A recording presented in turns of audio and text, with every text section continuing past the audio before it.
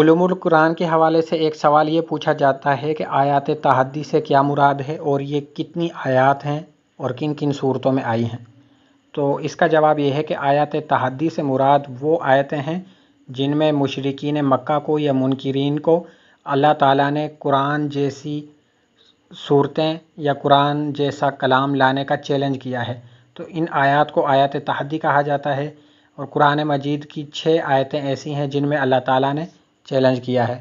ان میں سے پہلی سورہ طور کی آیت نمبر 34، سورہ قصص کی آیت نمبر 49، سورہ بنی اسرائیل کی آیت نمبر 88، سورہ ہود کی آیت نمبر 13، سورہ یونس کی آیت نمبر 38، سورہ بقرہ کی آیت نمبر 23 ہے۔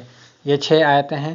ان میں سب سے پہلے مکمل قرآن پاک لانے کا چیلنج کیا گیا، اس کے بعد 10 صورتیں لانے کا چیلنج کیا گیا اور آخر میں ایک صورت لانے کا چیلنج کیا گیا۔